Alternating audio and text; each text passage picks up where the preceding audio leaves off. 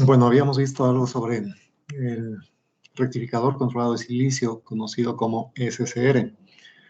De acuerdo a lo que hemos estudiado hasta el momento, este elemento nos permite obtener voltajes variables, tanto DC como AC. Las formulitas que habíamos visto para cada caso nos permiten sacar los valores promedio y valores eficaces que serían útiles para el caso de que se tenga un circuito con una carga en donde queremos controlar la potencia que llega a esa carga o también el valor medio de voltaje que estamos enviando a esa carga.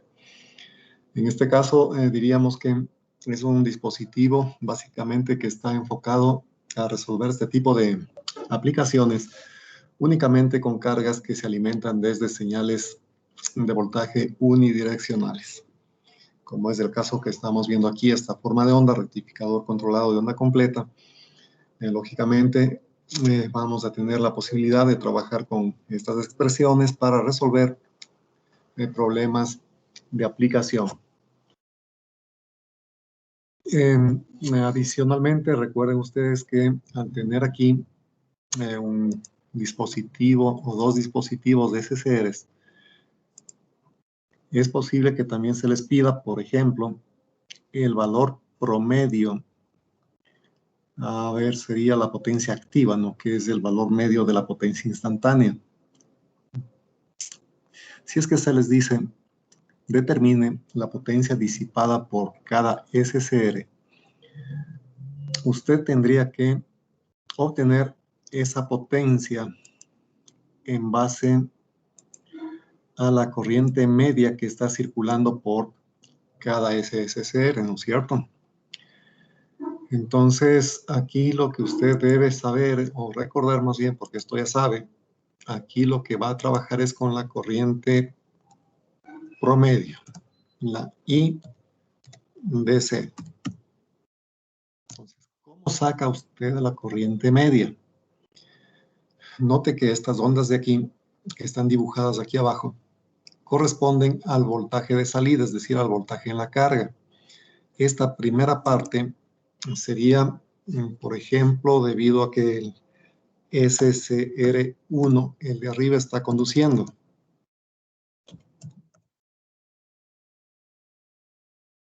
Y esta otra onda se debe a la conducción del SCR2, ¿sí?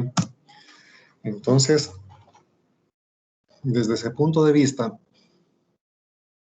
un SCR conduce solamente 180 grados o una partecita de esos 180 grados que le corresponde. En consecuencia, si es que quiero la potencia en el SCR1, con esta gráfica, que es el voltaje en la carga, ¿no es cierto? Sería esta onda de aquí nada más para el SCR1. Esto de aquí. Esta onda es originada porque el SCR1 está conduciendo. Entonces, usted con esta onda primero tendría que sacar el valor medio que le corresponde a esta señal. ¿Qué fórmula aplicaría? ¿La de onda completa o de media onda? Debería ser la de media onda, ¿no es cierto? Porque el SCR en 360 grados está conduciendo solamente una partecita de estos 180. Entonces, desde ese punto de vista, oirá bien, desde el punto de vista de calcular la potencia que disipa cada SCR, debo trabajar con un voltaje en la carga, pero que sería el que corresponde a un rectificador controlado de media onda nada más. Oirá bien, ¿sí? El SCR de arriba únicamente conduce durante este pedacito de los 180 grados. Luego, después de 2pi, vuelve a repetir la onda, pero después de 2pi. Entonces, para cálculos de potencia del SCR, encuentre usted el valor medio de la corriente que está pasando por la carga, que va a ser la misma corriente que está pasando por el SCR. Entonces, desde ese punto de vista, usted saca con esta forma de onda el valor medio que está llegando a la carga de voltaje, ¿no? Este voltaje medio que usted encuentra utilizando la fórmula de media onda, divide para la resistencia de carga. El resultado sería la corriente media que está pasando por la carga. Ahora, esa corriente media que pasa por la carga también está pasando por el SCR1. Entonces ya está, ya sabe la corriente media que pasa por el SCR1. Finalmente multipliquen ese valor medio de corriente por el voltaje ánodo-cátodo de encendido que tenga como dato para este elemento, que puede ser 1 voltio, puede ser 1,2 voltios, en ese orden para bajas potencias, ¿no? Bien, si tienen hasta ahí alguna pregunta.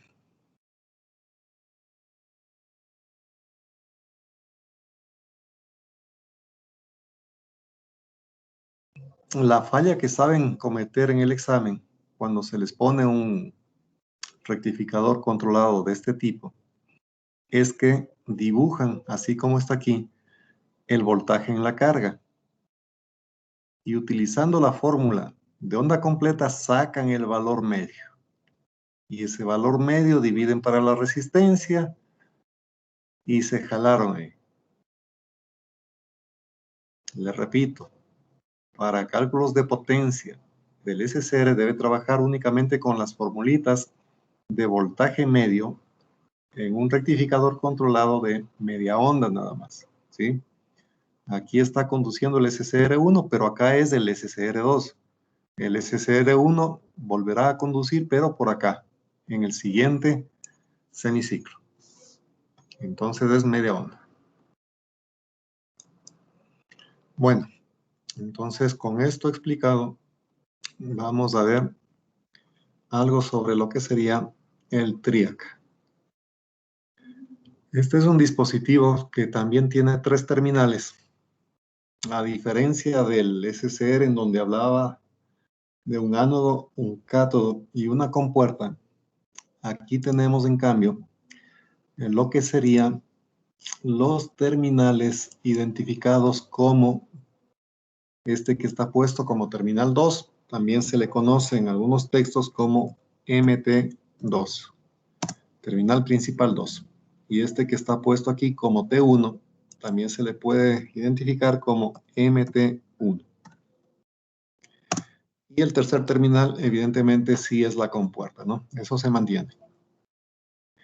La estructura interna es la que ustedes observan aquí. Tenemos 3 semiconductores más grandes, digamos, de esa forma, y semiconductores N adicionales más pequeños en los extremos.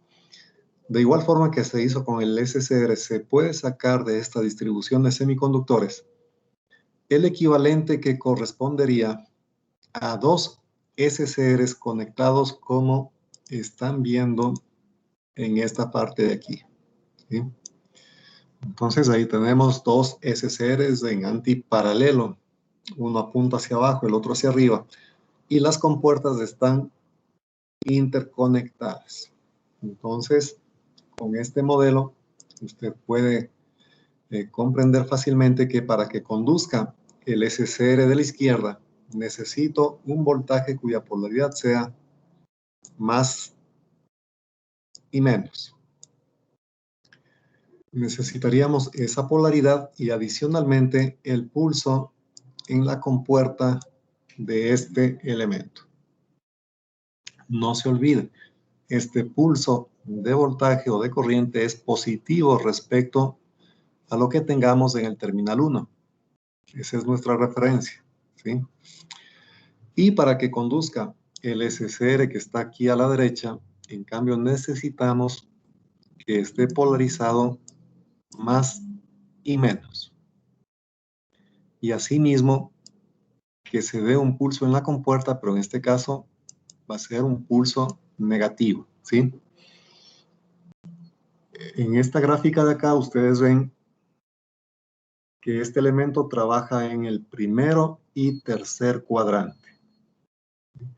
Entonces ya sabemos, en el primer cuadrante necesitamos un voltaje MT2 MT1 positivo, voy a escribir eso aquí por si acaso, en este primer cuadrante, el voltaje MT2,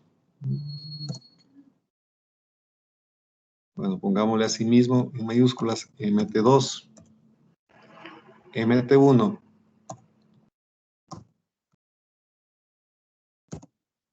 tiene que ser mayor que 0.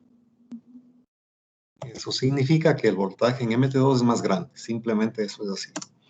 Y adicionalmente, el pulso de corriente de compuerta o de voltaje en compuerta tiene que ser positivo con respecto al terminal MT1, ¿sí? Y acá en el tercer cuadrante, en cambio, esto se invierte, ¿no? Voltaje MT2 menos MT1 será menor que 0 y el pulso de corriente o voltaje será negativo respecto al terminal de referencia que es MT1. Al poder este dispositivo manejar corriente en ambas direcciones, sería útil su uso para activar cargas que necesitan señales alternas, positivas y negativas, ¿sí? Entonces, la aplicación de este TRIAC es para accionar cargas AC, fundamentalmente.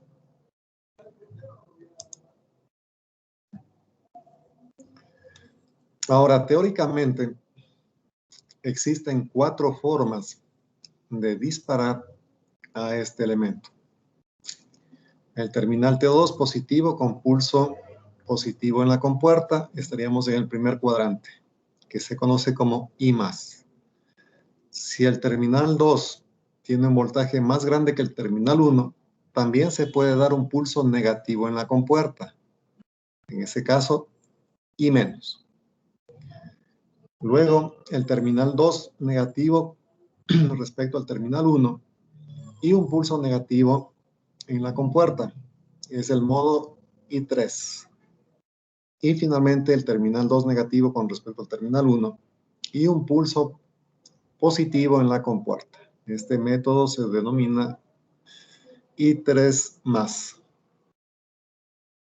Ahora, en la práctica,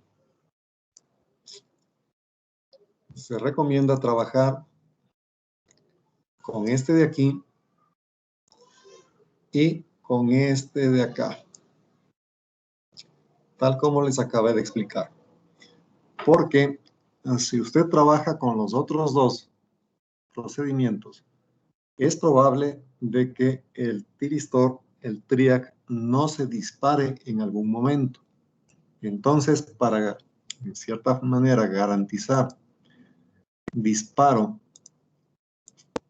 trabajaríamos únicamente con estos dos procedimientos, tal como vimos hace un momento.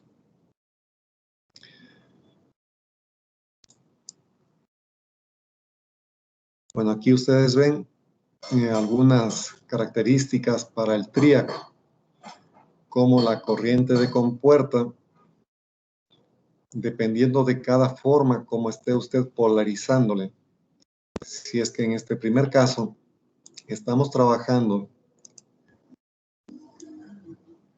con un voltaje T2 más grande al voltaje T1, entonces la corriente de compuerta debe ser mayor que 35 miliamperios.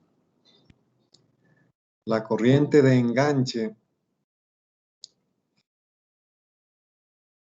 tiene que ser menor que 40 milis y la de mantenimiento menor que 30 milis. Esto cuando la corriente está ingresando, ¿no? Sería el primer método que vimos. Luego, si es que decidimos utilizar el segundo método, sacando corriente de la compuerta, lo que equivale a un voltaje negativo en este punto respecto al terminal 1, entonces los valores de corriente cambian, sobre todo en I sub L, ¿sí? Los otros más o menos permanecen idénticos, pero la corriente de enganche cambia ligeramente. De igual forma, en estas otras dos opciones. Aquí está puesto como corriente de enclavamiento o corriente de enganche, el I sub L, ¿no? Y la corriente de mantenimiento es I sub H, en este caso, los valores que tenemos acá arriba, de 30, 30, 30 y 30 se mantienen. Esto, desde luego, es únicamente referencial. No vaya a pensar usted que para cualquier dispositivo de esta naturaleza, estos valores de corriente se mantienen. Estos valores, como le digo, son para un dispositivo en particular.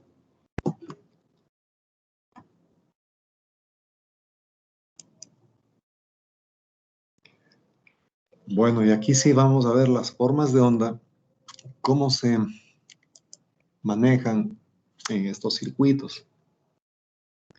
Primero tenemos un voltaje de alimentación B sub in, que está por aquí.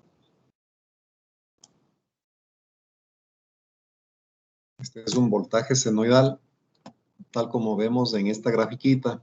Esta señal en color rojo es el voltaje de entrada. Ahora, este voltaje de entrada debe ser controlado para alimentar a esta carga, dependiendo de la potencia que deseemos sobre ella, ¿sí? Aquí usted también tiene que estar atento al circuito con el cual está trabajando, porque en algún caso puede haber un ejercicio que le parece complicado y resulta que la solución es más rápida de lo que usted piensa. Me explico. Supongamos que este voltaje es, voy a poner aquí en forma, como se especifica comercialmente un voltaje de entrada. Pongamos 120 voltios, una frecuencia de 60 hercios. Digamos que nos dieron así el dato del voltaje de entrada. Y voy a suponer también que esta resistencia de carga vale, por facilidad de la explicación simplemente, vale 120 ohmios, ¿sí? Ya. Bueno, les pongo OH porque aquí en el teclado no tengo el omeguita, ¿no? Para ohmios. Bien, entonces, imaginemos que en algún ejercicio a usted se le pide determinar el ángulo de disparo alfa para que la potencia en la carga sea, por ejemplo, 150 vatios. ¿Sí? Ya queremos 150 vatios en la carga. Usted tiene que analizar si eso es posible primero, ¿no es cierto? Antes de meterse en cálculos y demoras innecesarias. ¿Qué tiene que analizar? Lo primero que tiene que analizar es cuál es el máximo voltaje eficaz que esta señal de entrada le podría generar en su carga, ¿sí? Ahora yo les pregunto, si el voltaje de entrada tiene 120 voltios, frecuencia 60 hercios, y es una señal senoidal, ¿cuál sería el máximo voltaje eficaz que podríamos enviar a la carga, suponiendo que el triac es ideal? Es decir, cuando esté conduciendo no hay caída de voltaje en él. ¿Cuál sería el máximo voltaje eficaz?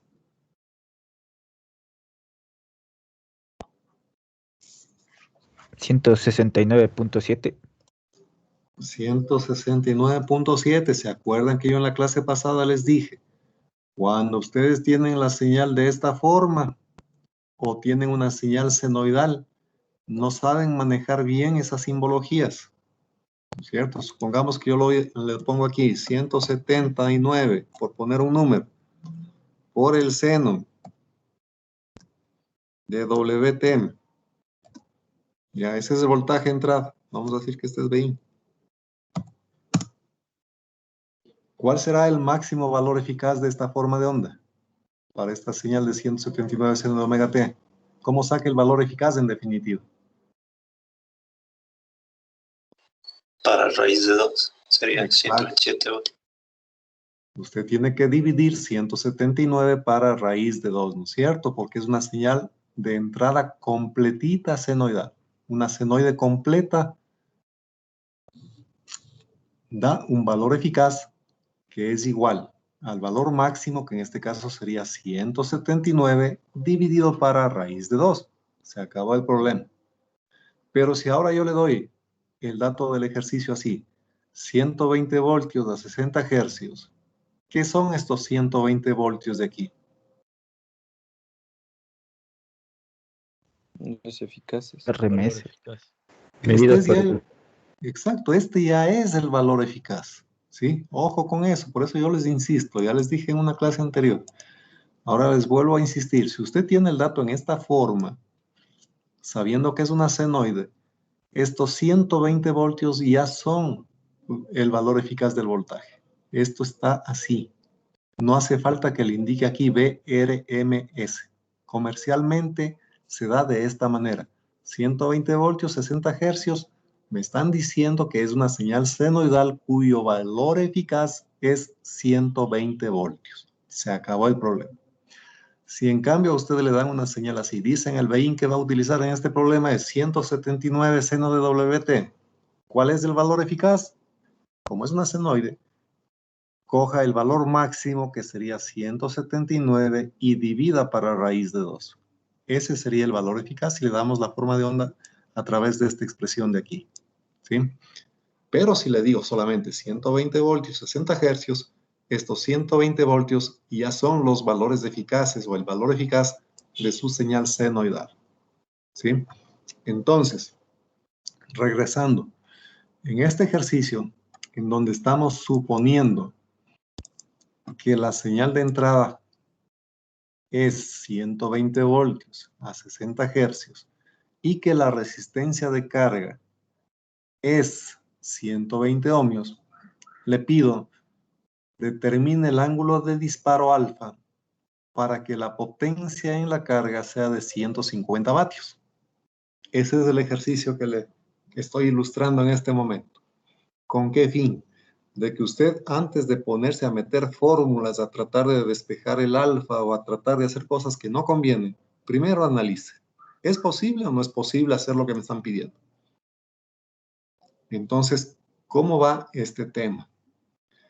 Le decimos, aquí en la carga necesitamos 150 vatios. Pregúntese, ¿será posible esto? ¿Qué tiene que hacer entonces? Tiene que evaluar cuál es la máxima potencia que podría transmitir a la carga a partir de esta fuente de aquí. Ya sabemos que es una senoide.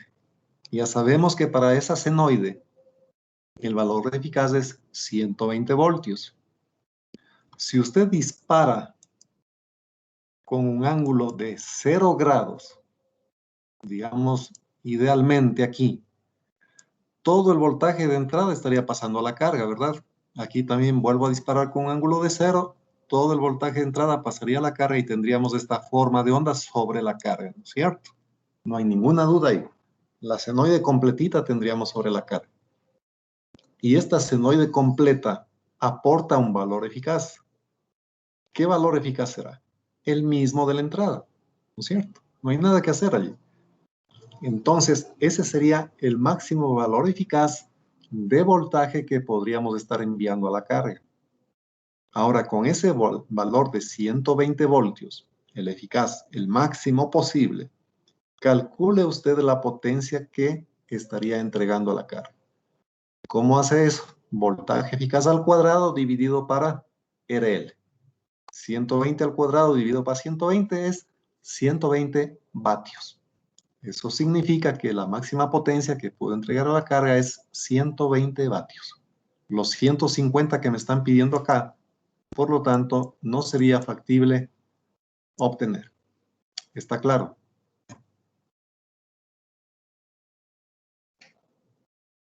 Bien, entonces, con esto así detallado, se necesita un circuito de disparo que permita generar los pulsos de compuerta, positivos y negativos, como está viendo acá abajo, luego de que ha transcurrido un cierto ángulo alfa que tenemos aquí, ¿sí? Entonces, para hacer eso, evidentemente vamos a necesitar un circuito comparador. Ya vimos los comparadores con el operacional, ¿no es cierto? Podríamos pensar en alguno de esos elementos, por ejemplo. Entonces, lo que debe estar claro es que el nivel de comparación que está viendo aquí arriba, este nivel de comparación positivo, tiene que ser idéntico en valor absoluto al voltaje que tiene acá, ¿no es cierto? Para que la señal sea simétrica, tal como está viendo aquí.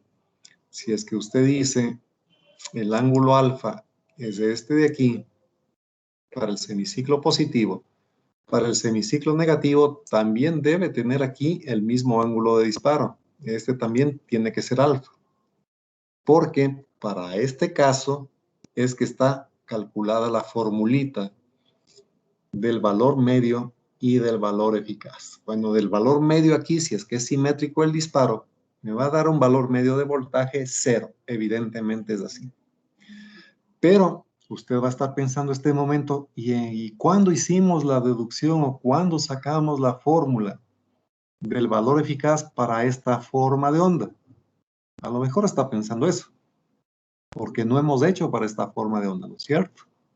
No hemos calculado aquí el valor eficaz. Pero como usted ya es pilas, entonces va a darse cuenta que cuando se saque el valor eficaz, la señal se eleva al cuadrado. Quiere decir que si aquí tengo valores negativos, al elevar al cuadrado, estos se harán también positivos. Y en definitiva, sacar el valor eficaz para esta forma de onda es idéntico a sacar el valor eficaz para esta otra forma de onda que voy a dibujar aquí. Bueno, tratemos de hacer una senoide media así. Ya está. ¿Sí o no? Ahora tengo aquí semiciclo, semiciclo y semiciclo. 3 positivos. Para sacar el valor eficaz de estos 3 positivos, no hay ningún problema. Usted ya tiene la fórmula anterior que vimos para el de onda completa, ¿no es cierto? Conclusión, si usted tiene aquí semiciclos positivos y negativos simétricos, para sacar el valor eficaz de esta señal, utilice precisamente el que vimos o la formulita que obtuvimos para el caso de un rectificador de onda completa, haciendo cuenta que esto de aquí se eleva al cuadrado y se convierte en un positivo. Entonces, esa misma fórmula puede aplicar en este caso. ¿Está claro? Bien, entonces aquí ustedes ven los niveles de comparación del voltaje que se necesitan obtener de alguna forma, de alguna técnica, para que el ángulo de disparo se dé en los niveles que están previamente establecidos aquí arriba, ¿sí? ¿Cómo hacemos este circuito de histéresis? ¿Qué cosas hay aquí? ¿Qué hace ese capacitor allí? ¿Qué hace esta resistencia y estos otros dos elementos acá? Eso vamos a ver a continuación a través de un circuito que nos permite generar pulsos de disparo en alterna y es el más sencillo posible. Este circuito es de hecho en base a este elemento de aquí que se conoce como DIAC. Este DIAC es un dispositivo bidireccional, quiere decir que conduce en dos direcciones. Tiene dos terminales disponibles al usuario, identificados como T1 y T2, y la curva característica de este elemento es la que ustedes ven acá. Trabaja en los dos cuadrantes. En el primero es la característica muy similar al caso del SCR y al caso del TRIAC. Tiene tres regiones, ya sabemos, la primera que va desde el origen, les voy a poner otra vez, El primer punto referencial lo ponemos aquí en el origen, el otro aquí en este codo, y el otro por acá. ¿Sí? Entonces, desde cero, desde el punto 0 hasta este punto 1, tenemos la región de bloqueo directo. El voltaje entre los terminales 1 y 2 va subiendo y la corriente prácticamente se mantiene en 0. Luego, desde el punto 1 hasta este punto de acá, el punto 2, tenemos la región de resistencia negativa. Lo mismo que en el SCR y lo mismo que en el TRIAC. Y luego, desde el punto 2 hasta este punto 3 por aquí arriba, tenemos la región de conducción. ¿Sí? Ya sabemos que en esta región entre 1 y 2 se conoce como región de resistencia negativa. Es una región de paso, de tránsito simplemente. Ahora, la diferencia en esta curva respecto a lo que tenemos en el caso del TRIAC y del SCR es que cuando está conduciendo este elemento, el voltaje ánodo cátodo está por aquí, ¿no es cierto? En el caso del SCR y del TRIAC para bajas potencias, esta caída de voltaje cuando está conduciendo puede estar entre 1, 1,2, 1,5 voltios aproximadamente. En estos elementos, en cambio, en este DIAC, este voltaje en conducción no es pequeño, más bien es grande. Esa es la diferencia. ¿Sí? Ahora, aquí está ilustrado este voltaje de disparo en 30 voltios y en menos 30 voltios para el tercer cuadrante. Si es que este elemento se pone a conducir, va a existir una caída de tensión aquí. Voy a ponerle con color azul. Va a haber aquí una caída de tensión.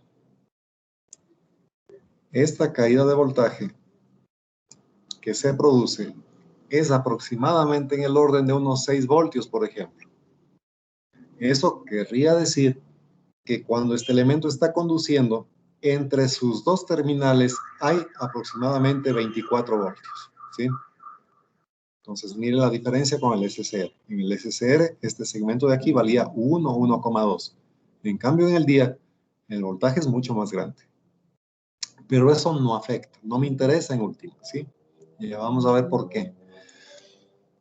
Y finalmente, en el tercer cuadrante, este elemento también puede trabajar de forma similar a lo que le hace en el primero, pero con voltajes negativos y con corrientes circulando en sentido contrario. ¿Sí? Entonces, no se olvide, para que este elemento conduzca, debemos avanzar hasta el voltaje de disparo. Les voy a poner aquí también, aquí tenemos el voltaje menos Vp, es el voltaje de disparo negativo para este DIAC. Y acá tenemos el más Vp, o simplemente Vp, voltaje de disparo positivo. ¿En qué orden están estos voltajes? Tal como ve aquí.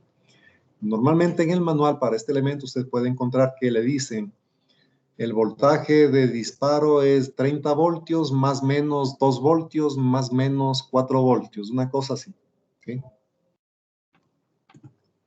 Bien, entonces vamos a continuar. Ya, entonces aquí está justamente, miren ustedes, el circuito que nos interesa analizar. ¿Por qué me interesa analizar este circuito? Porque probablemente es el que menos elementos necesita para disparar al TRIAC. Miren aquí, el circuito de disparo simplemente está formado por estos tres dispositivos. Un potenciómetro, un capacitor y el DIAC. Se acabó el problema. A través del potenciómetro usted puede controlar el ángulo de disparo. Ya vamos a ver cómo se hace eso. ¿Sí? Entonces, aquí es facilito. Usted puede también utilizar para disparar al TRIAC, así como para disparar al SCR, la generación de pulsos de salida que pueden provenir desde un microcontrolador, desde un PIC, desde un AVR, desde un PLC, etc. Desde cualquier plataforma usted puede también generar pulsos de disparo. También puede hacer generación de pulsos de disparo utilizando los operacionales. Precisamente hay el método de disparo mediante rampa, en rampa cosenoidal y ese tipo de aplicaciones, que son un poquito complejos porque necesitan algunos componentes. En cambio, para este elemento, con estos tres, usted ya resuelve su problema. ¿sí? Entonces, vamos a ver aquí cómo trabaja este circuito y cómo se obtiene esta forma de onda que usted está viendo aquí a la derecha. Esta senoide en la parte que está sombreada viene a ser el voltaje que estaría pasando a la carga, ¿sí? Mientras que este pedacito que está en color blanco, este pedacito de onda en color blanco vendría a ser el voltaje en el triac. Aquí y acá también este pedacito blanco en el semiciclo negativo. Este sería el voltaje en el triac. Mientras que lo que está en gris es el voltaje en la carga, ¿sí? Bueno, veamos cómo funciona esto. Usted, debido a sus conocimientos de electricidad básica, ya sabe, ya les expliqué también algo sobre el tema, que por este camino va a estar circulando una corriente. Pase lo que pase con el triac, ¿sí? No me interesa lo que esté pasando con el triac. Usted simplemente sabe que aquí va a haber una corriente circulando. Tiene un voltaje de entrada senoidal y tiene un circuito resistivo capacitivo, ¿sí? Entonces, de lo que vimos la clase pasada, usted ya está al tanto que este capacitor es una reactancia con un valor 1 sobre J omega C. Eso significa que entre los terminales del capacitor va a existir un voltaje alterno también. ¿Por qué? Porque la entrada es alterna y estamos trabajando en esta mallita de aquí, ¿sí? Ese voltaje del capacitor va a estar desfasado en un cierto ángulo respecto al voltaje de entrada, ¿sí? Ahora, ese desfasamiento en el voltaje provoca un retardo en la tensión que estamos enviando al día, ¿sí? ¿Qué es lo que va a pasar aquí en el semiciclo positivo que está dibujada la corriente aquí en azul? Entonces aquí suponemos que la polaridad instantánea de la entrada es así. Aquí va a haber una corriente realmente bastante pequeña. Es decir, ponga usted aquí, por ejemplo, un potenciómetro de 100 kiloohmios, ¿sí? Esta es una resistencia RL que corresponde al filamento de una lamparita incandescente, por ejemplo. Es una resistencia mucho más chiquita que los 100 kiloohmios de su potenciómetro. Entonces, si hablamos que este es un foco, aunque ya esté pasando corriente por aquí, esa corriente es tan pequeña que no logra destellar luz desde este filamento, ¿sí? Entonces, para fines prácticos está apagada esa carga, no está siendo energizada. La corriente que pasa por aquí es muy pequeña. Bueno, entonces, con esto de aquí, vamos a analizar entonces cómo se produce el pulso de disparo para el triac. Esto se debe en el semiciclo positivo de la entrada a que este capacitor va a acumular un voltaje aquí, ¿sí? Ese voltaje que está acumulando el capacitor en algún momento va a ser igual al voltaje Vp, que es el voltaje de disparo que necesita el diac para ponerse a conducir. Cuando se alcance ese voltaje de disparo, entonces vamos a tener que por este elemento se genera una corriente hacia acá. Esa corriente entra por compuerta y le dispara a este elemento. ¿Por qué le dispara a este elemento? Porque ya tiene un voltaje con esta polaridad. No se olvide, esta corriente está circulando aquí. Hay una caída de voltaje, más o menos en esta resistencia y otro más o menos en el capacitor. Entonces, en el triac vamos a tener la suma de estos dos voltajes que está viendo aquí. O si usted quiere, el voltaje de entrada menos la pequeña y despreciable caída de tensión en esta resistencia. Es decir, en este punto prácticamente tendríamos el mismo voltaje de entrada, la señal senoidal que va subiendo en el tiempo, ¿sí? Entonces este estaba polarizado más o menos. Si a eso le llega el pulso de corriente en la compuerta, este elemento se va a poner en cortocircuito.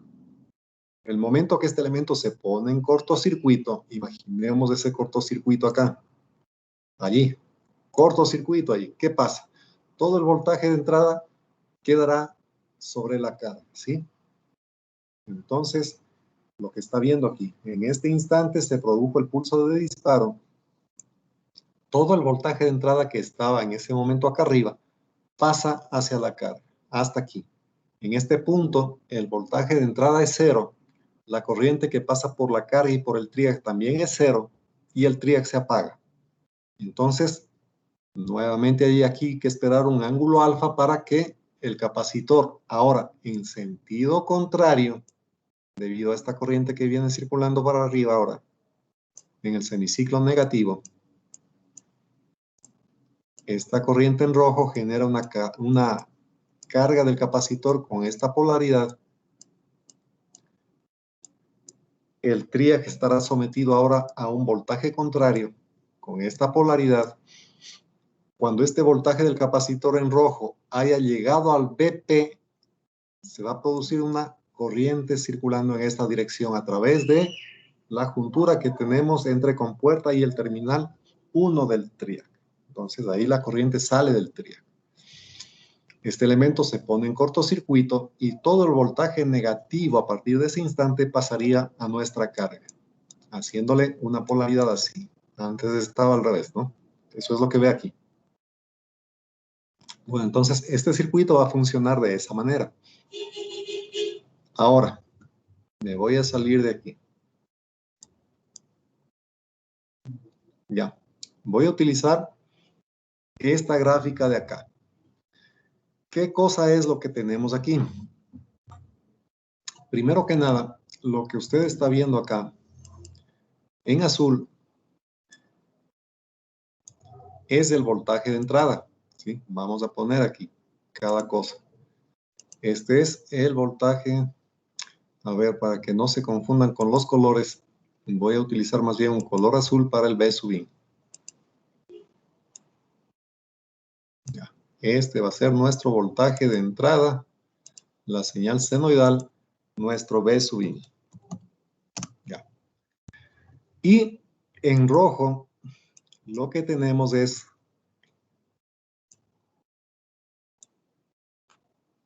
el voltaje del capacitor.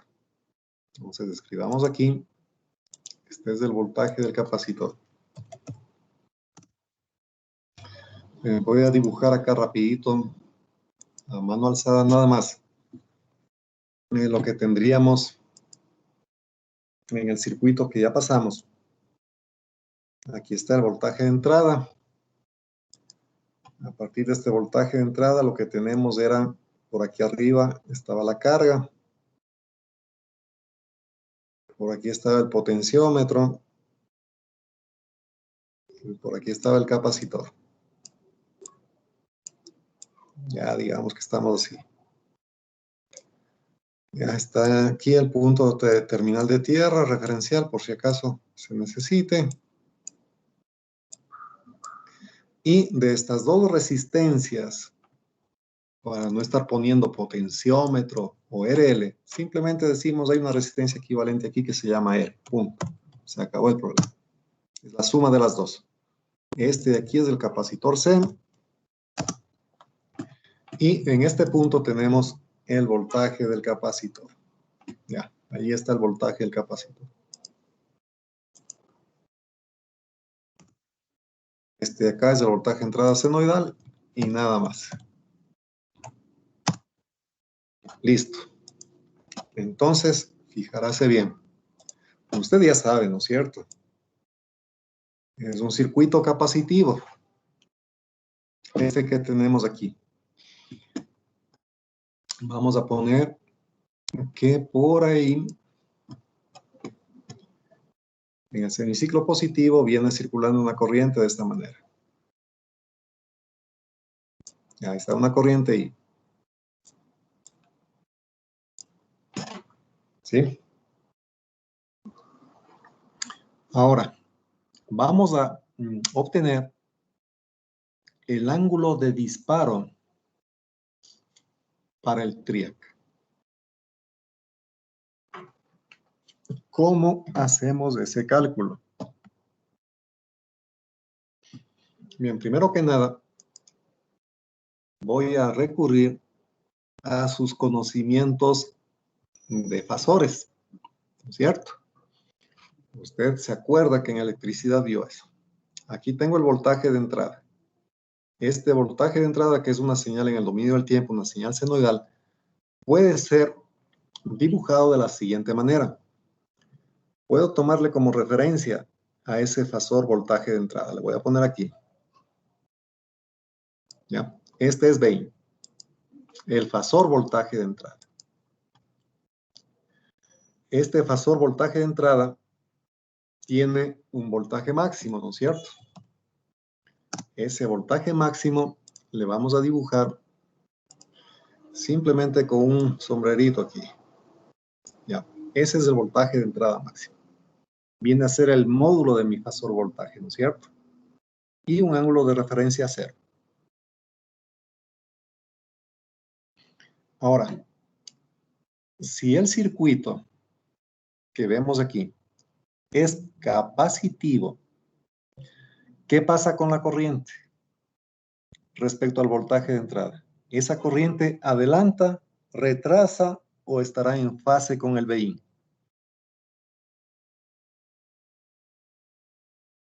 Se adelanta. La corriente adelanta, correcto, muy bien. Vean, sí les han enseñado bien esto. Como el circuito es capacitivo, la corriente va a estar en adelanto. Entonces voy a dibujar aquí la corriente. Ya digamos que está allí, ¿ya? Esa es la corriente, está en adelanto. Le pongo aquí corriente I. La corriente también en forma de fasor, ¿no? Es la corriente I. Ya. Ahora sí. Esta corriente I está pasando por las dos resistencias y también pasa por el capacitor. Ahora concentrémonos en el capacitor solamente. Por este capacitor está pasando la corriente que está dibujada aquí. Les pregunto, ¿qué pasa en un capacitor entre la corriente y el voltaje? ¿Cuál de ellos está adelantado respecto al otro?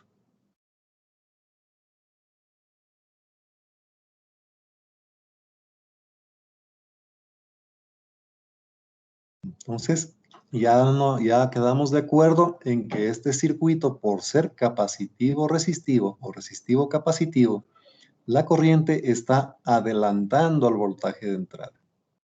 Entonces, pusimos aquí voltaje de referencia de entrada por acá y la corriente adelantada. Ya está. Esta corriente es la misma que pasa por el capacitor.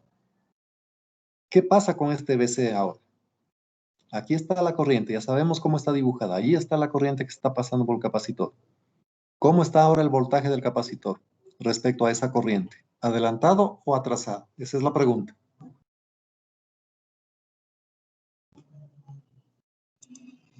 A ver, alguien que nos diga.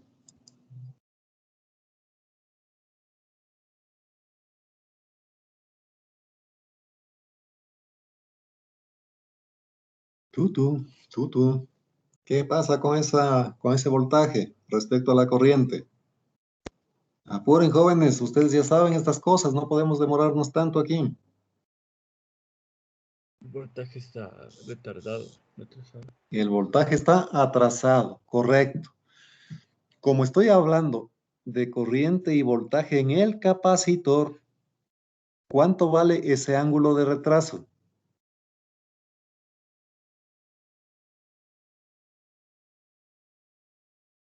Unos 30 grados. ¿Por qué 30, mi estimado?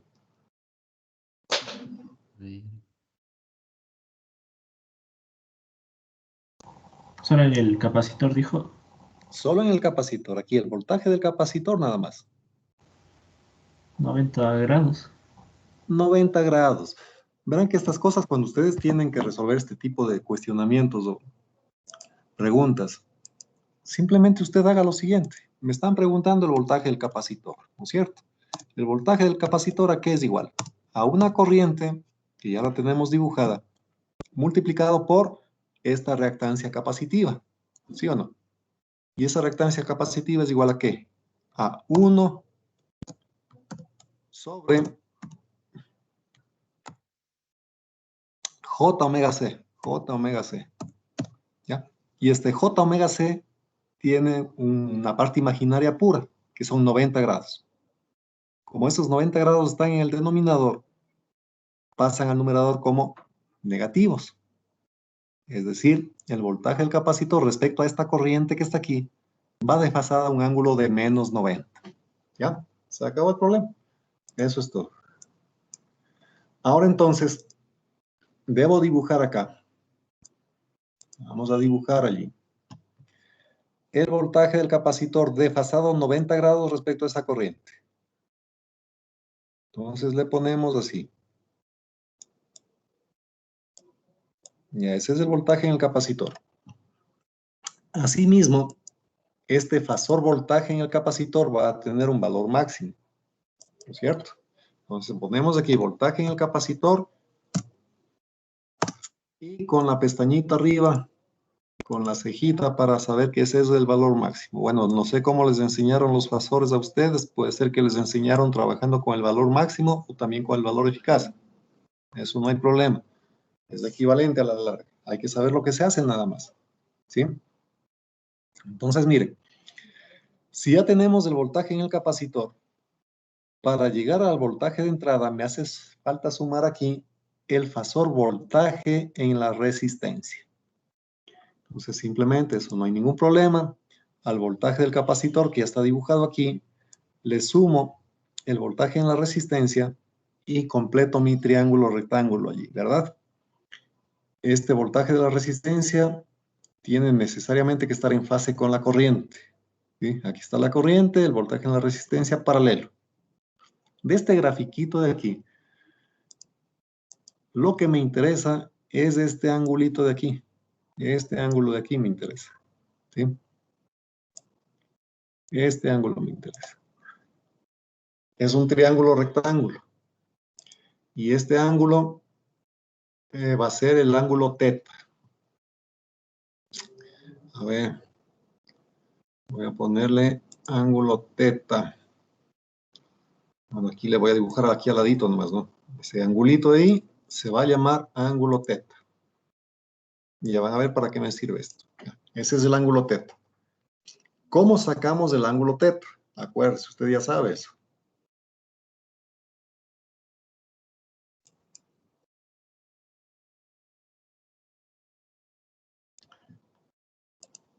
Si es que sabe, pero no se acuerda, no hay problema. Ya le voy a hacer aquí. Ya. Entonces, quiero sacar ese angulito teta.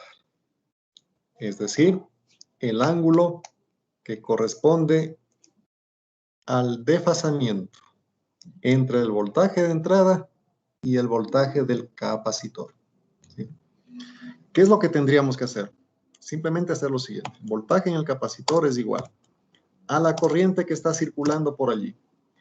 La corriente que está circulando por allí es igual al voltaje de entrada dividido para R, la R total, más, ¿qué cosa?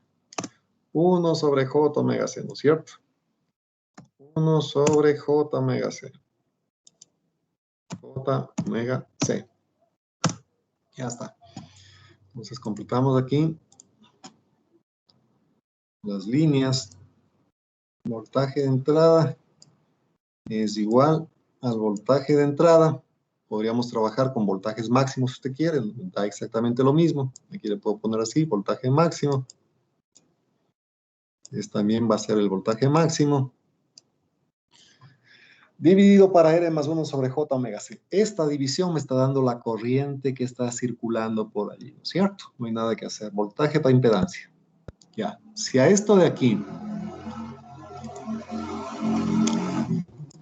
le multiplicamos por la impedancia capacitiva o reactancia capacitiva, obtenemos el voltaje del capacitor. ¿Sí o no? Sí, correcto, ya. Buenazo. Entonces, por 1 sobre J omega C.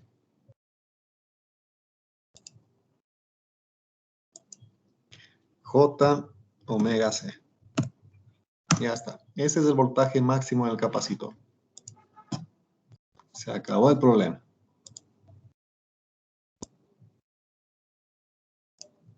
¿Sí? Así lo puede resolver usted. Y a partir de aquí, trabajando con los números complejos, le sale todito. La gráfica que usted va acá arriba, ¿no? Porque puede pasar del dominio del tiempo a fasor y después del fasor puede regresar al dominio del tiempo. No hay ningún inconveniente en eso.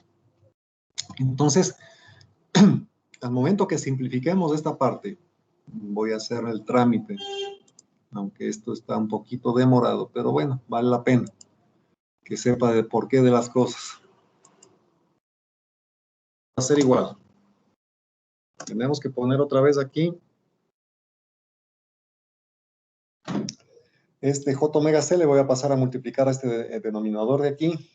Entonces nos va a quedar simplemente que esto es voltaje de entrada, ya sabemos que es máximo, y esto va a quedar dividido para, sería 1 más J omega C por R. Así le queda. Este voltaje de entrada aquí es el voltaje máximo. Aquí le ponemos una línea horizontal. Y ya está. Entonces, de aquí usted puede concluir dos cosas. Primero, que el módulo del voltaje en el capacitor va a ser más pequeño, ¿no es cierto? ¿Por qué razón? Más pequeño que el Bin. Porque en esta resistencia hay una caída de voltaje. Es evidente. ¿Y cuánto vale ese valor máximo en el capacitor? Bin máximo dividido para la raíz cuadrada de 1 más omega CR al cuadrado. Se acabó el problema. Entonces, primero estamos viendo aquí la gráfica en rojo. El voltaje máximo del capacitor es más pequeño que el voltaje máximo de B sub in. Correcto. Eso sale de aquí. Simplemente escriba usted esto en forma polar. Me daría un módulo de raíz cuadrada de 1 más omega CR al cuadrado con un ángulo tangente inversa de omega CR, ¿no es cierto? ¿Sí le cachan eso? ¿O ya se perdieron?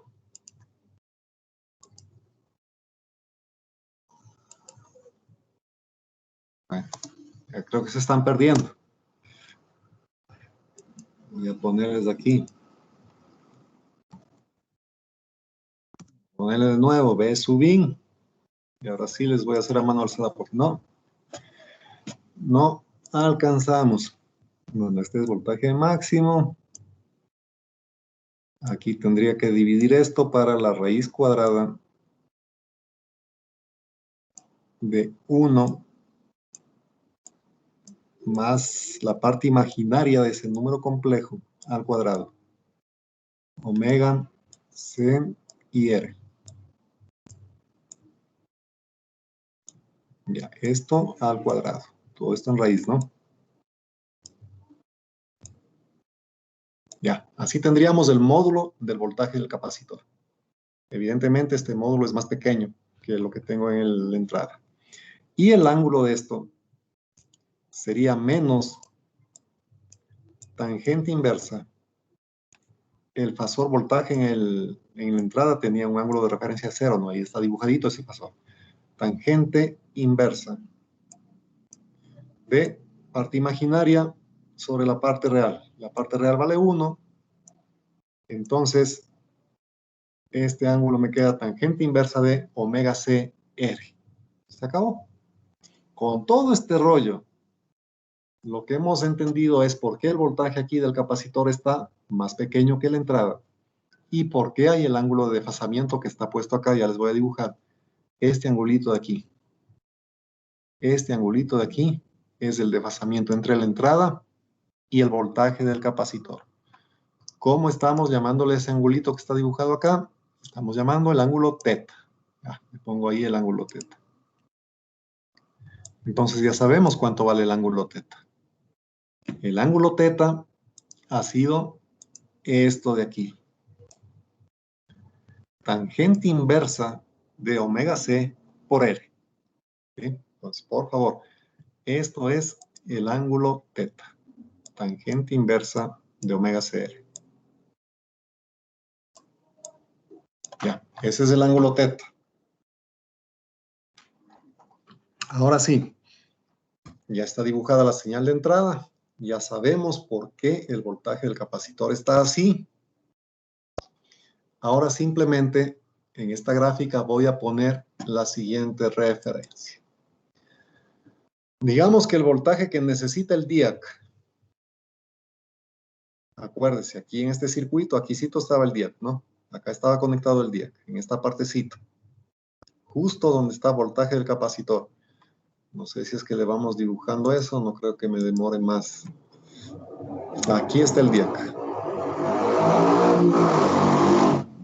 Aquí está puesto el DIAC de esta manera.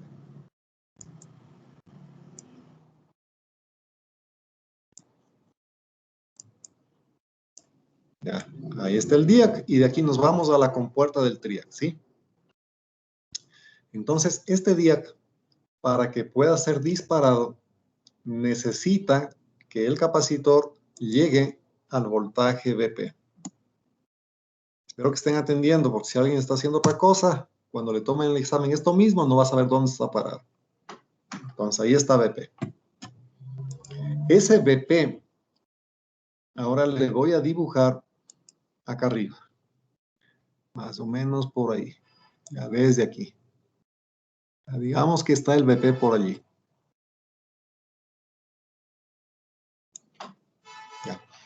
Quiere decir entonces que el voltaje del capacitor va a ir subiendo hasta que alcance al voltaje de disparo BP que tenemos por allí. ¿Sí?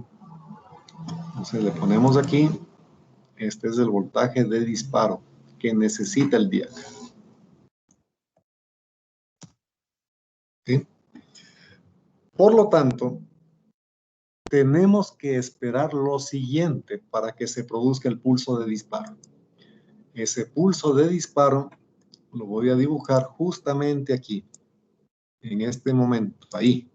Ahí se da el pulso de disparo. Cuando el voltaje del capacitor llegó hasta el voltaje de disparo que necesita el DIAC. ¿Sí? Allí se produce el pulso de disparo y consecuentemente va a empezar a conducir el TRIAC. Ahora, mientras no lleguemos a este punto en donde se da el pulso de disparo, evidentemente el TRIAC está apagado y el voltaje en la carga va a ser cero. Entonces, desde el origen hasta acá, el voltaje en la carga es cero. Les voy a dibujar en rojo. Ahí está, el voltaje cero. Como aquí ya llega el pulso de disparo, entonces quiere decir que, por si acaso, no es 90 grados, ¿no? Simplemente coincide aquí esto. Aquí se produjo el pulso de disparo. ¿Y cuál será entonces el voltaje en la carga? Lo mismo que teníamos en Bin a partir de ese momento. Entonces, a partir de este momento tenemos esta onda en el voltaje de entrada. Todo esto será lo que pase hacia la carga. Y toda la señal en azul, que es B sub in, pasará hacia la carga. ¿Sí? Hasta que aquí se hace cero y el TRIAC se apaga porque la corriente también se hace cero. ¿Sí?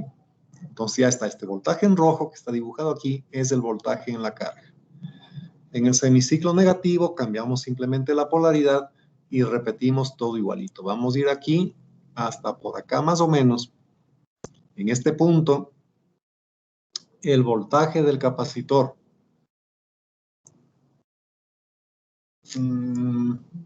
iguala al voltaje del disparo negativo que necesita el DIAC. Voy a ponerle aquí en negro también el voltaje de disparo negativo. Va a estar más o menos, son dos divisiones y un poquito más ya. Por acá. Ahí va a estar el menos BP. Entonces, tenemos que ir buscando el punto de cruce del voltaje del capacitor con este menos BP. Ya me fui un poquito largo con la otra gráfica, pero bueno, Ese punto de cruce está por aquí. Quiere decir entonces que en el semiciclo negativo la señal en rojo debía estar solamente hasta aquí. Y de ahí, bueno, este es por la gráfica, ¿no? Pero de aquí bajaríamos hasta allí. Y la onda pasaría a la carga. Sería la que tenía el B sub I. Esta onda de aquí.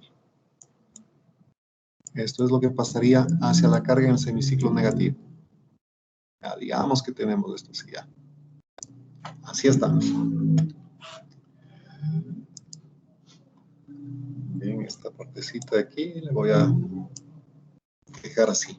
Ya. Entonces, esa onda en rojo es la que estaría transmitiéndose a la carga. ¿Cuál sería entonces finalmente el ángulo de disparo? El ángulo de disparo no es teta. Es este ángulo de aquí. Ese es el ángulo de disparo. A ver qué pasó. Se puso esto en azul o negro. Pongámoslo en negro. Este es el ángulo de disparo que hay que calcular. ¿Sí? Ese ángulo de ahí. Ese es el ángulo de disparo. ¿Sí? Y esta última parte es facilita, ¿verdad? El ángulo de disparo será este ángulo teta que ya tenemos dibujado aquí y que ya sabemos cómo calcular. No se olvida, acá está. Tangente inversa de omega c por r. Allí está el teta. A este teta tenemos que sumar otro ángulo pequeñito.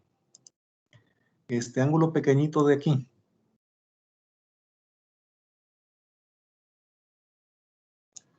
Ese ángulo chiquitico hay que sumar. ¿Cuánto vale ese ángulo pequeñito? Ese ángulo pequeñito es el que necesita el voltaje del capacitor para llegar a BP. ¿Sí o no? Eso es todo. Se acabó el problema. Entonces, para concluir con este desarrollo, simplemente voy a escribir lo siguiente. Voy a poner aquí abajo. El voltaje del capacitor en el dominio del tiempo. ¿Sí? Voltaje del capacitor. Voltaje del capacitor en el dominio del tiempo. Va a ser igual a un voltaje máximo del capacitor. ¿Cuánto valdrá el voltaje máximo del capacitor? Eso sale de este triangulito de aquí. El voltaje máximo del capacitor es igual al voltaje de entrada máximo multiplicado por el coseno de teta. ¿Sí? Entonces igual a BI. Le voy a poner aquí por el coseno de teta. Por el coseno de teta. A ver si por si acaso hacemos así nomás, por el coseno de teta. Ese sería el voltaje máximo del capacitor. Entonces pongamos la pestañita encima del BIN para que sepa que es el voltaje máximo de entrada. Y este es teta. Ya, hasta ahí tengo el voltaje máximo del capacitor. Pero como es una señal senoidal, tiene que esto estar multiplicado por una función seno.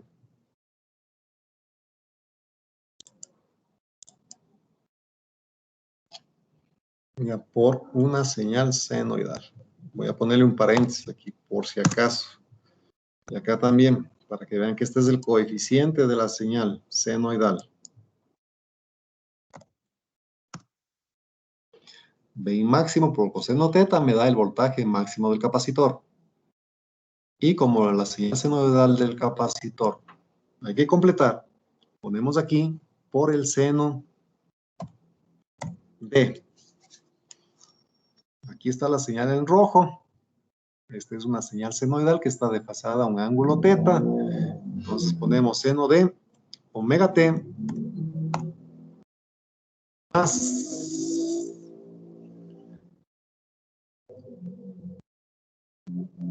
o menos. Ahí les quiero coger.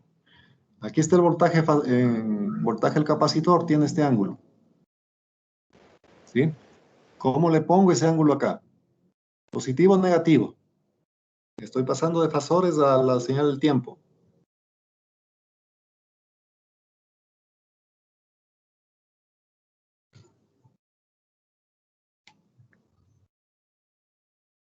No hay respuesta. A revisar fasores, jóvenes. Esto es menos. Menos teta. Ya. Ese teta le mandamos aquí. Clic. Ya está el teta. Ya. Ese es el voltaje del capacitor en el dominio del tiempo. Tiene un valor máximo. Ya sabemos cómo se encuentra. Y tiene un desfasamiento respecto al origen. ¿Sí? Aquí tengo menos, acá también va menos. Menos teta. ¿Sí? Ahora, para terminar, en esta última expresión que acabo de escribir aquí, no se olvides del voltaje del capacitor. El voltaje del capacitor en esta gráfica va subiendo, va subiendo, va subiendo, va subiendo. ¿Hasta dónde sube? Hasta que su valor llegó a BP. ¿Qué pasa cuando llegamos a BP? Cuando llegamos a BP, el ángulo respecto al origen es el ángulo de disparo alfa. Es decir, que omega t en ese momento vale alfa. ¿Sí?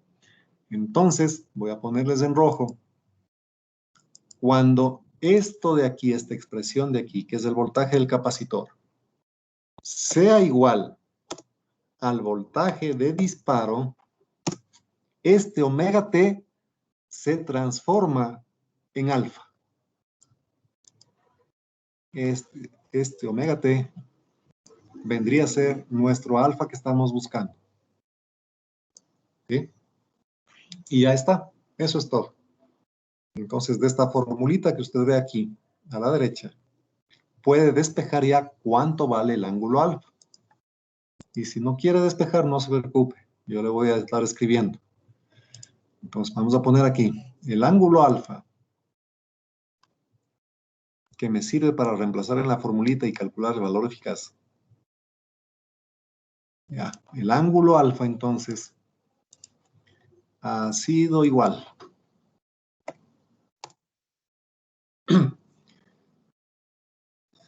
A ver, si es que despejamos de aquí, me quedaría BP sobre, a ver, sería BP sobre B máximo, ¿no es cierto? Y después un seno a la menos 1.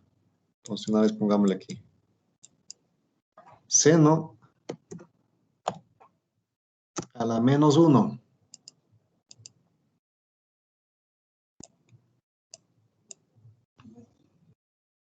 Seno a la menos 1. Seno a la menos 1. ¿De qué cosa?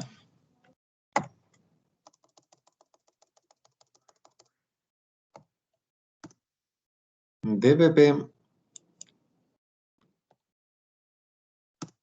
sobre.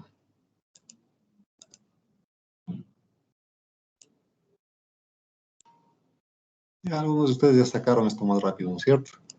Están pilas ahí. Entonces aquí tengo que poner voltaje de entrada máximo por coseno teta. Y por coseno de teta. Ya, eso es lo que va a venir aquí abajo. No, ya lo hice con letra más chiquita. Pero bueno, sí se ve.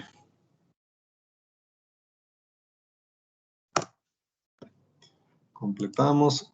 Este es el voltaje de entrada máximo. Y este es el coseno de teta. ¿Sí? Y a todo esto quedaría simplemente por sumar el ángulo teta. Ya está.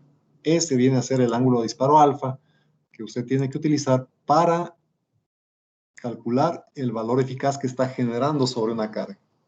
Seno a la menos 1 del voltaje de disparo del DIAC sobre voltaje de entrada máximo por coseno teta y más teta.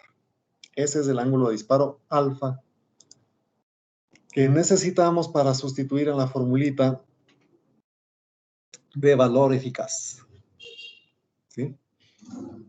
Ahora, ponga mucha, pero mucha atención en lo que le voy a decir a continuación. Usted está viendo aquí que el voltaje máximo del capacitor es igual al voltaje de entrada máximo dividido para raíz cuadrada de 1 más omega CR al cuadrado. ¿No es cierto? Ese es el valor máximo del voltaje en el capacitor. Este voltaje máximo del capacitor depende básicamente de la resistencia y el capacitor. Porque este omega es 2pi por F, 2pi por 60 hercios, ¿no es cierto? ¿Qué pasa si le ponemos en este circuito una resistencia, un potenciómetro muy grande? Muy grande. Significaría que el voltaje máximo del capacitor va a ser muy pequeño, ¿no es cierto? ¿Y qué pasa acá arriba? Si el voltaje del capacitor, el voltaje máximo que podría llegar al capacitor es menor que el voltaje de disparo que necesita el DIAC. Está así, por ejemplo. Significaría que nunca se va a disparar el DIAC y el TRIAC tampoco se dispararía. Por lo tanto, la potencia en la carga sería 0. Entonces, cuando usted trabaje con estos circuitos, lo primero que tiene que ir a verificar es esta cosa de aquí que le voy a poner en un círculo negro. Eso tiene que verificar.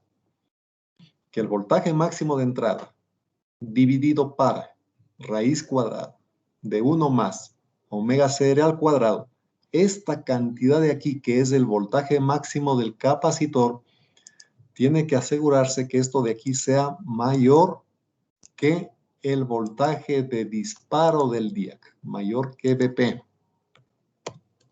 Si es así, entonces se dispara el DIAC, se dispara el TRIAC, esta forma de onda en rojo es la que va a tener en la carga y puede tener el cálculo de una potencia.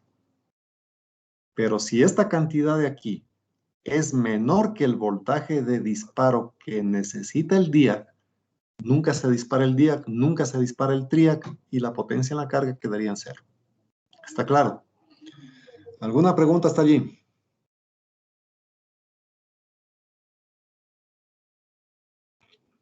Se quedaron fríos entonces.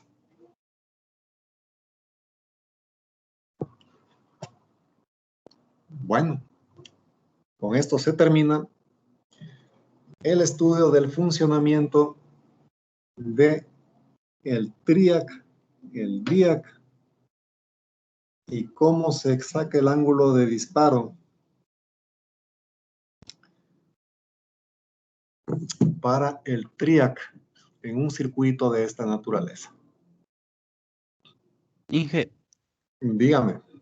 ¿cómo es ese análisis para sacar el voltaje en el capacitor? ¿Podríamos hacerle, como aprendimos en electricidad, de que le transformábamos a valores de J y luego análisis de mallas y eso? O sea, sería casi igual, ¿no? Claro. Claro, aquí yo le estoy mezclando un poquito porque estoy hablando por una parte que este es el valor máximo del capacitor, este es el valor máximo de la entrada y esos valores máximos estoy dejando en función de las impedancias, ¿sí?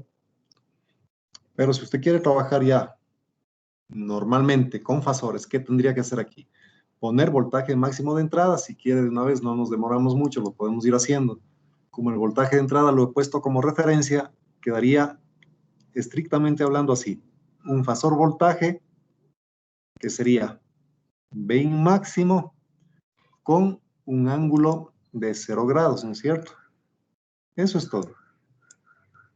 Tendría que poner así. Y este de acá sería simplemente el fasor voltaje del capacitor. Tendría que poner así. Fasor voltaje del capacitor es igual al fasor voltaje de entrada para las impedancias. Y esto multiplicado por el XC. Y ya está, eso es todo. No hay mucho donde perderse aquí realmente. ¿Sí? Entonces llegamos a lo mismo que usted ve aquí.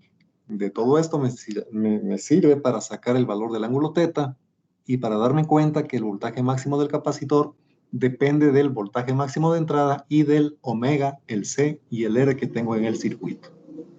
Luego escribo el voltaje del capacitor en el dominio del tiempo con un coeficiente que es esto de aquí, que viene a ser el voltaje máximo del capacitor. Ese voltaje máximo del capacitor sale de este triangulito de acá por la función seno y por omega t menos el ángulo de desfasamiento θ, que ya sabemos de dónde viene, de aquí justamente, ¿no? Entonces ya está. El ángulo alfa tiene su fórmula. Una vez que usted encuentre el ángulo alfa, simplemente tiene que ir acá a esta formulita que teníamos por aquí, y utilizar esto. Tiene que utilizar esta fórmula para sacar el valor eficaz cuando trabaje con el DIAC y el TRIAC. Esta fórmula de aquí, ¿sí? Para onda completa. Ya le expliqué por qué, ¿sí? Me da lo mismo tener este semiciclo positivo o tener aquí un semiciclo negativo de esta manera, ¿sí? Me da un valor eficaz igualito en los dos casos. ¿Por qué? Porque ese pedacito negativo al elevar al cuadrado se hace positivo. Entonces, de esa manera tendríamos ya todas las herramientas para encontrar la potencia en una carga. Ahora, para terminar, verán, jóvenes, les explico. Tanto en esta onda rectificada completamente, como en la que teníamos antes, en esta de aquí, si yo le pregunto cuál es el ángulo de disparo para tener un valor medio, digamos, de 10 voltios, sabiendo que el pico máximo de la entrada es 170 voltios, usted simplemente reemplaza aquí el voltaje medio que necesita. Acá pone el voltaje máximo que llegaría a su carga y simplemente de aquí despeje el ángulo alfa, ¿no es cierto? No hay ningún problema allí. Pero ¿qué pasa si le digo, quiero una potencia en la carga de, qué sé yo, 60 vatios? Con la potencia y el valor de la resistencia de carga, usted sacaría cuál es el valor eficaz con el que necesita alimentar a su carga, ¿no es cierto? Pondría aquí ese valor eficaz, pondría acá el voltaje máximo que podría llegar a su carga, y de esta fórmula, ¿cómo despejar? ¿Sí ve? Es una ecuación no lineal ya esta. Entonces de aquí ya no podría despejar fácilmente el alfa como sí lo puede hacer en este caso de aquí. Estamos en problemas, ¿sí? Entonces, para solucionar eso, lo que se hace es lo siguiente. Este voltaje máximo que está viendo aquí, le voy a pasar a dividir acá. Entonces, en la izquierda me queda BRMS, lo que usted necesite, sobre el voltaje máximo que puede llegar a su carga. Y esto va a quedar igual a 1 sobre 2 raíz de pi por pi menos alfa más un medio seno de 2 alfa a la 1 medio. Lo mismo me va a quedar en la otra fórmula, para el onda completa, para este de aquí. Este B máximo le voy a pasar a dividir acá, ¿sí? Y tenemos esta grafiquita final de aquí. Mire, aquí está. Esta es la fórmula para el rectificador controlado de media onda y esta para el de onda completa. ¿Cómo se da cuenta? El de onda completa debe tener un valor más grande. Y efectivamente, aquí tiene usted sobre raíz de 2pi. En cambio, acá arriba, 2 por raíz de pi. ¿Cuál es más grande? Este de aquí abajo. Entonces, ¿cómo funciona esto? A ver. Si usted necesita saber el ángulo de disparo, por ejemplo, para tener un valor eficaz, voy a ponerle aquí, digamos que estoy trabajando con un rectificador de onda completa. Ya usted vio el circuito y se da cuenta que es un rectificador de onda completa, que ahí está el día y ahí está el TRIAC, entonces tiene que trabajar con esta fórmula de aquí. Ahora, lo que usted necesita en valor eficaz, digamos que es 60 voltios. Y que el voltaje máximo de la entrada es 170 voltios. Pone aquí 170 voltios. Ya está. Bien, hace la igualdad y se acabó el problema. ¿Cómo procede ahora con esta gráfica que usted está viendo?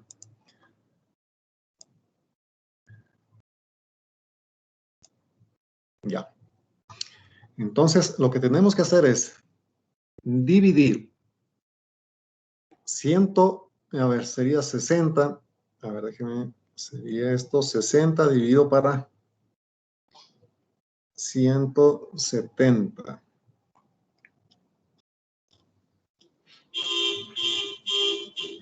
Eso nos da 0,3, 0,35, ¿no es cierto? Entonces, fijarse bien. Esta formulita de aquí que está en rojo se corresponde con la gráfica que usted tiene acá en rojo para una onda completa. Y la azul con esta de azul aquí. Como nosotros tenemos un cociente que es 0,35, le voy a poner también para que tenga eso aquí y no se olvide. Esto me está dando 0,35. 0,35.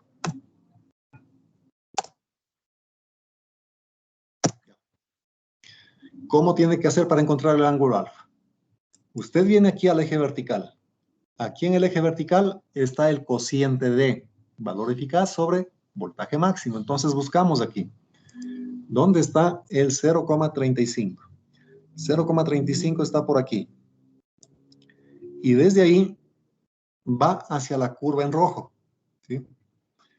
Ustedes le pueden hacer esto más precisamente. Va hasta la curva en rojo. Por ahí, digamos, ¿ya? Ahí estamos. Hasta allí. Una horizontal.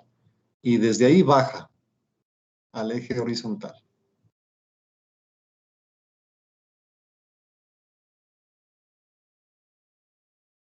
¿Ya? Entonces, bueno. Esto me da, puede calcular aquí fácilmente 1, digamos que es 1,5, 1,6, 1,7, 1,8, 1,9, 1,98 radians. ¿Sí? Ya está determinado el ángulo alfa. Si usted dice es que no me parece que es 1,98, sino 1,99, bueno, está bien, puede ser 1,99. ¿Cómo sabe que está haciendo bien los cálculos? Simplemente coja ese 1,98 o 1,99 que está mirando acá abajo y reemplace aquí arriba en la fórmula. Y haga el cálculo de esta partecita de aquí simplemente.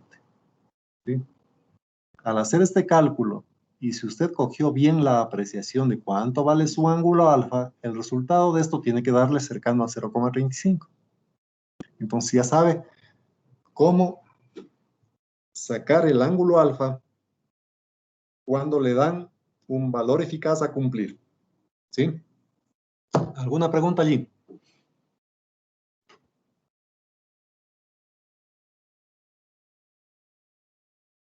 Qué Inge, maravilla, no hay siempre se va a preguntas. poder. Disculpe, Inge, ¿y esa gráfica siempre se va a poder usar para cualquier caso? Claro, de hecho, ahora mismo le subo para que tenga en su computadora. Ya, Si ¿en qué usted módulo? es, si usted es hábil con el Excel o con el MATLAB, esto es de hecho un MATLAB por si acaso, pero si usted sabe bien el MATLAB o el Excel, rapidito mete la función que ve aquí, da valores a alfa entre 0 y 2pi, y listo, entre 0 y pi más bien, y listo. Le saca rapidito estas curvas que ve acá. Si es que está trabajando con un rectificador de media onda, lo mismo. En vez de trabajar con la gráfica en rojo, va a la gráfica en azul, hace el cálculo del valor eficaz que le están pidiendo, se va desde el extremo este de aquí hasta su gráfica en azul, en este caso sería, por ejemplo, aquí. Viene a ver acá abajo y ya sabe cuál es el alfa. ¿Sí? Ya tiene el alfa. Y con eso prácticamente estaría resuelto el caso. Entonces, les voy a poner aquí en su pantallita, por favor, trate de ubicar lo siguiente. Calcule el ángulo alfa para tener un valor eficaz de, por ejemplo, 30 voltios si la entrada máxima es 170. Calcúlela gráficamente ahí.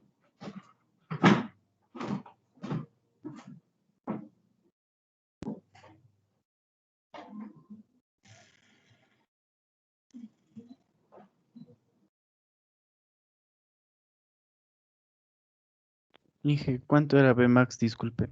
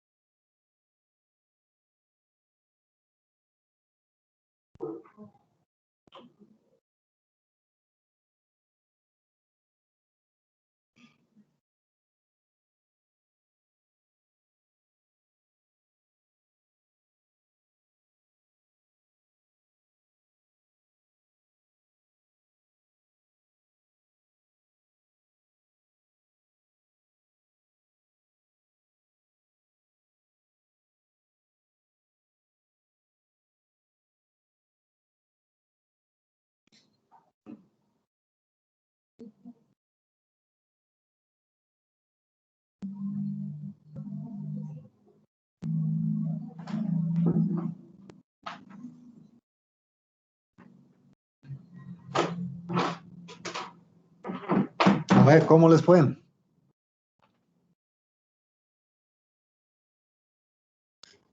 Bueno, si es que necesitan, le pueden imprimir esta hojita también ustedes cuando ya les llegue el documento, le imprimen la hojita y con eso tendrían mayor facilidad de hacer este tipo de cálculos. Bueno, entonces, en la clase de mañana vamos a hacer unos ejercicios de aplicación de estos conceptos que hemos visto hoy, calcular algunos ejercicios y a ver si es que les doy alguna explicación, aunque no vamos a tener tiempo, sobre esos circuitos rampa cosenoidal. Para eso rampa y el rampa cosenoidal se utilizan los amplificadores operacionales. Les voy a dar una explicacióncita de esos circuitos rápidamente porque no hay mucho tiempo. Y con el trabajo que hacen en el laboratorio, seguramente ahí su profesor también les va a explicar en qué consisten esos circuitos. El otro circuito de disparo que estaba pendiente de estudiar es el que utiliza el timer 555, pero en la actualidad ese timer ya prácticamente no se le utiliza para estos propósitos, más bien se utilizan los PICs, los ABRs para generar los pulsos de disparo. Entonces, el día de mañana vamos a hacer algunos ejercicios complementarios para que un poquito quede más claro los temas que hemos estado revisando entre la clase anterior y el día de hoy. Inge, Dígame. buenos días, una pregunta. Bueno, ya vimos así matemáticamente que el ángulo alfa y teta representan como que, o sea, en el disparo, pero físicamente, ¿qué representa esos ángulos? O sea, quiero decir, porque igual vimos dos fórmulas de que estaban en el dominio del tiempo y en el dominio fasorial, pero en sí, este ángulo representaría como que el tiempo. A ver, verá. El ángulo teta, o no. verá, el ángulo teta representa el desfasamiento que hay entre el voltaje del capacitor y el voltaje de entrada. Punto, se acabó el problema. Usted ya sabe eso y se olvida. Luego, para sacar el ángulo alfa, necesitamos escribir la función voltaje de capacitor en el dominio del tiempo. Entonces ahí utilizo esa partecita que les había dicho, que el voltaje del capacitor es más pequeño que el voltaje de entrada. ¿No es cierto? Y de la grafiquita esa que se hizo de los fasores, encontramos que el voltaje máximo del capacitor es igual al voltaje de entrada máximo por el coseno de teta. ¿Qué es teta? El desfasamiento entre los dos voltajes. Luego, el voltaje del capacitor nos quedaba, que es igual a un voltaje máximo en el dominio del tiempo, que es Vin máximo por coseno teta, y por seno de omega t más el desfasamiento teta. Lo que estoy haciendo allí simplemente es referir el voltaje del capacitor al origen del sistema. ¿Sí? Entonces, en esa fórmula del voltaje del capacitor, cuando ese voltaje alcanza ABT, el omega t se transforma en alfa. Eso es todo. Entonces, teta es desfasamiento entre las dos señales, voltaje de entrada y voltaje del capacitor. Y el alfa es el ángulo contado desde el tiempo cero o desde el ángulo cero a partir del cual se produce la energización de la carga. ¿Sí? Se disparó el diac, se disparó el triac y la carga recibe alimentación. Bueno, entonces mañana vamos a hacer algunos ejercicios de estos temas para que se aclare un poquito más de este asunto. Bien, ¿tienen alguna otra pregunta tal vez?